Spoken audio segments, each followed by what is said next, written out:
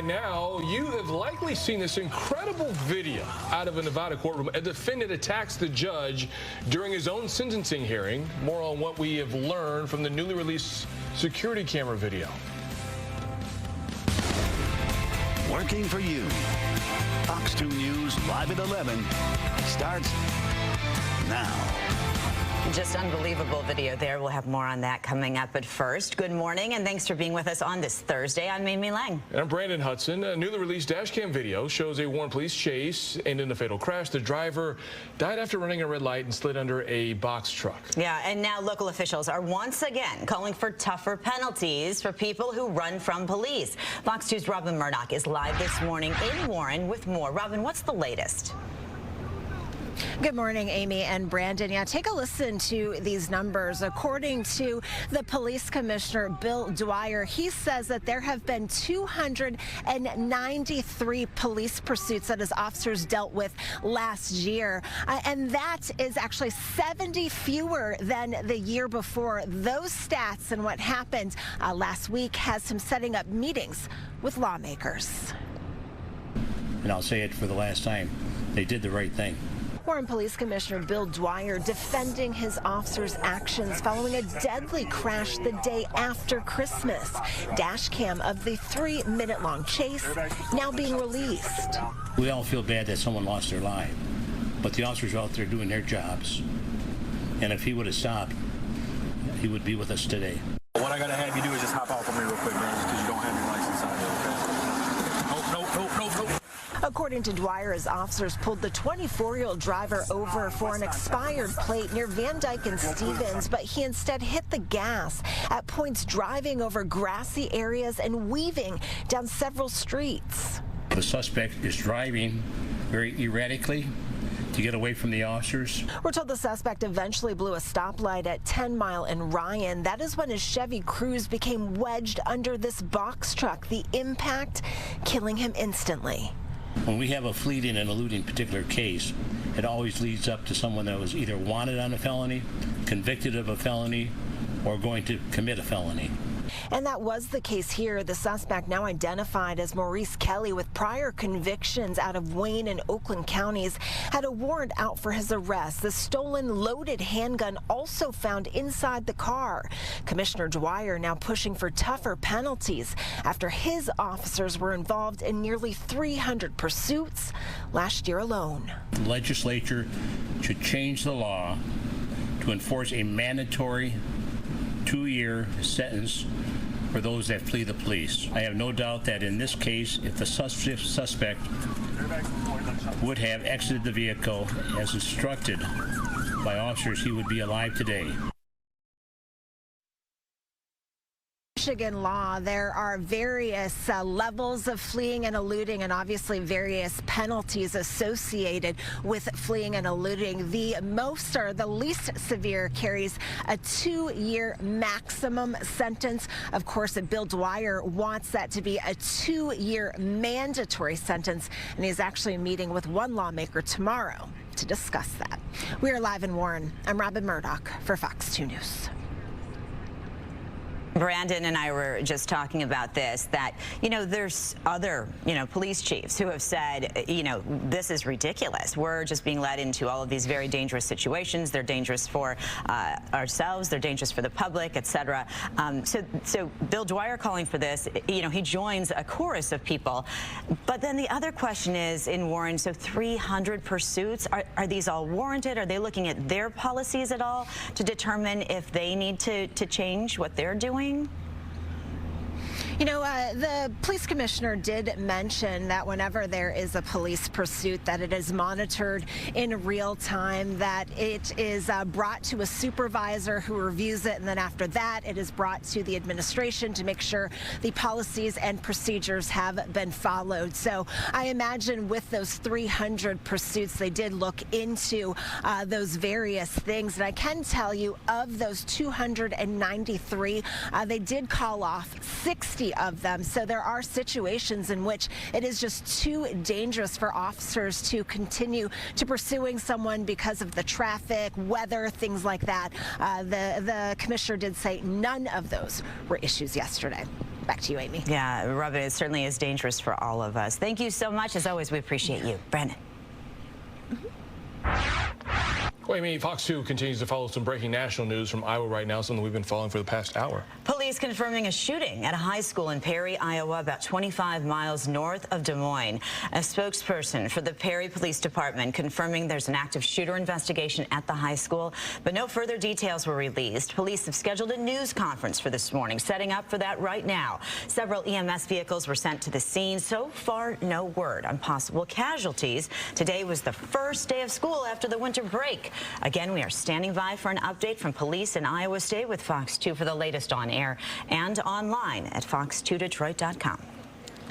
And back here in Metro Detroit, the mother of the Oxford High School shooter is trying to keep 3 people from testifying at her upcoming trial. Jennifer Crumbly faces 4 counts of involuntary manslaughter stemming from the deadly shooting rampage in November of 2021. Prosecutors added 3 victims as witnesses last week, but the defense argues that testimony about what happened inside the school is not relevant to this case and would, quote, inflame the passions of a jury. The shooter's father, James Crumbly, faces a separate trial. Both are scheduled for later this month. Our homicide numbers are below the pre-COVID levels. We committed to balancing enforcement work with work in the community to prevent violent crime.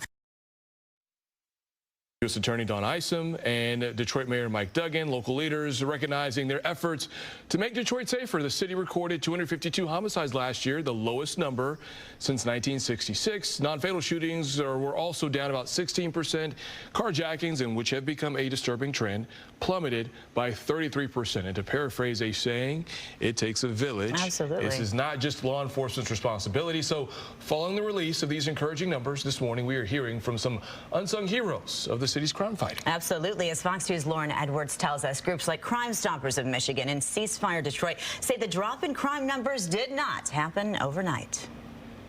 This is Detroit, man. This is the spirit of Detroit. This is the heart of Detroit, man. People who care about our city, who care about our communities, right, and want to see change, want to see something different, and that change is happening now. Quincy Smith of Ceasefire thrilled that the city has recorded the fewest homicides since 1966. When you're out there and you're at a homicide scene, right, and you're holding a mother, right, who's just lost her son to gun violence, right, and she's just trying to pick up the pieces, knowing that there's less families who are going to be victimized by gun violence, right? It touches you differently. The city of Detroit, along with its police department, announced Tuesday homicides are down 18%, non-fatal shootings down 16%, and carjackings down 33% from last year.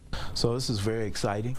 Obviously, we here at Crime Stoppers look forward to the day that we can work our way out of a job. James Williams of Crime Stoppers says this was a long time coming, but the decrease in crime stems from a collaborative effort between community groups and law enforcement. Certainly, our last 2 police chiefs, both Chief Craig and Chief White, have been very aggressive as it relates to community policing. He applauds the police for engaging with the community and hearing their hearts. Just listening to the concerns of people in the community and trying to actually respond to those concerns. Both organizations say that the efforts to reduce crime is far from over, but they're glad to see the fruits of their labor. We just got to keep pushing. I think we've got a good framework in front of us. It's just time to build on it. And that was Fox 2's Lauren Edwards reporting. Also noteworthy, police say they've recovered 6,500 guns in the recent effort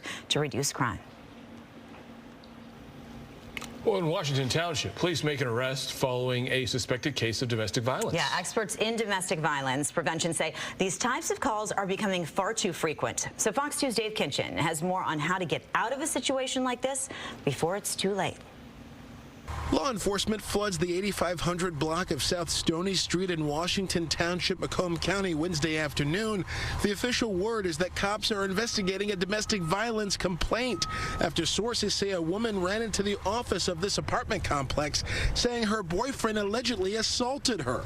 Experts in domestic violence prevention say police calls and scenes like this never seem to end. The emotions can really range. You can be in shock, and then there can be days where you just feel devastated, down moods, a lot of anxiety. Keisha Kelly is a domestic violence survivor and works to help victims. She says there is help all across Metro Detroit. For the Detroit area, there's the YWCA Interim House, a safe place in Oakland. In Macomb, there's Turning Point, and in Washtenaw County, there's Safe House Center. There's also the Michigan hotline, 866-VOICE-DV, and the national hotline, 800-799-SAFE, and thehotline.org.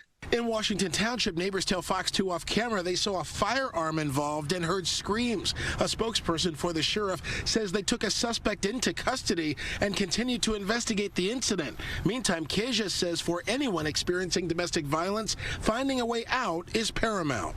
So safety planning might look like packing an emergency bag, making sure that you have medications, extra contacts in there, keys. It might be telling a trusted loved one, a family member, documenting, and making sure that you aren't being tracked on your car or your phone. Dangerous stuff for sure. That was Fox 2's Dave Kinchin reporting. As you heard from that survivor, if you or someone you know is a victim of domestic violence, there are several ways to reach out, including that national hotline at 1-800-799-SAFE or online at thehotline.org. His mother and his sister just passed away, and he was supposed to be at the funeral that day that it happened. This is a tough one. A man, the recent victim of an unimaginable tragedy, is murdered while doing his job. What police say that he was doing before he was shot and killed. Also this morning, a recall involving the most popular vehicle in America. What drivers need to know after the break. Temperature's a little chilly out there for today, but we've got some sunshine in store. The weekend brings snow. Next week brings a winter storm. We'll talk about how all of this affects you. All right, let's get a check on this forecast here. We begin with a look at numbers. So it is a chillier one for sure. I think a lot of people recognize that as they moved outside, but it's not just the fact that it's chilly, it's the fact that it's so dry. Perhaps you've noticed using a little bit more chapstick today. Hands are a little bit more chapped today. Yeah. The reason for it is because the dew points are so low. They're the lowest they've really been all winter long, which implies a real dryness to the air. Now, we began with the atmosphere higher up with a little bit more of that moisture. We saw some snowflakes early this morning. We're transitioning now from partly cloudy skies, hopefully into a more of a mostly sunny setup by the afternoon. We do think we're going to get some sunshine out there today, but those clouds return tomorrow, and this weekend we're going to see some light snow. Saturday, Sunday, no big deal for us. Now, the western side of the state could pick up a couple of inches.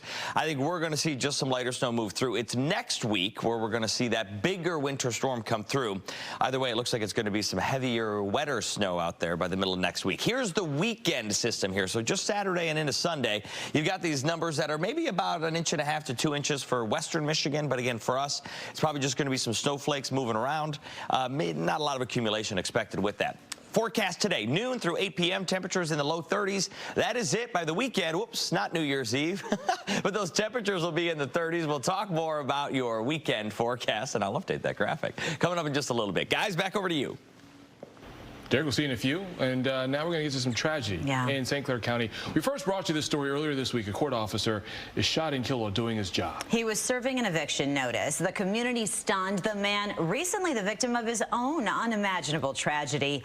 Fox 2's Jessica Dupnack with the story. This home is where 66-year-old Robert Silver was serving an eviction notice when he hadn't been heard from in hours. Police out here in Clay Township came out and made the gruesome discovery right on the property. It's just mind-blowing that somebody would do that. This is Bob Silver's extended family, the regulars at Moose Lodge 158 in Port Huron. He plays pool every Tuesday night downstairs. Great guy. Lisa Fowler, a bartender here and friend, still can't believe it. The veteran and avid pool player murdered just doing his job as a St. Clair County court officer. They had pool last night, so I know they really missed him downstairs. I really know it was really hard on all of them. He'd worked for the county for 35 years. years. Like he's done so many times, Bob was serving an eviction notice to this man at this home in Clay Township. He'd been to 49-year-old Michael Stickler's home before, but this time it was different. Police say Bob hadn't been heard from in hours last Thursday afternoon. When Clay Township police officers went to check on him, they found him dead. He'd been shot. It led to a short standoff with the homeowner, Michael Stickler, but then he was taken into custody, now charged with murder. His mother and his sister just passed away, and he was supposed to be at the funeral that day that it happened. Bob's mom and sister died in a house fire in Port Huron in early December. Their celebration of life gathering the day of his murder. A family in unimaginable pain, understandably without much to say to us, but that they're grieving in private. We are all here for them. I mean, if they need anything, all they do is have to come. I'm sure we're here with open arms. Michael Stickler is obviously not home. He's actually being held on a hefty $1 million bond. Reporting in Clay Township, Jessica Dupnack, Fox 2 News. Business is back to normal at the state capitol today after a bomb threat forced lawmakers to evacuate 24 hours earlier. We're told that a suspicious email went to the Capitol's Commission's general account. After an extensive search, nothing was found. Business will resume as normal. The agency says that similar threats were made to state capitals in Connecticut, Georgia, Kentucky, Minnesota, Mississippi, and Montana. None of them were found to be credible.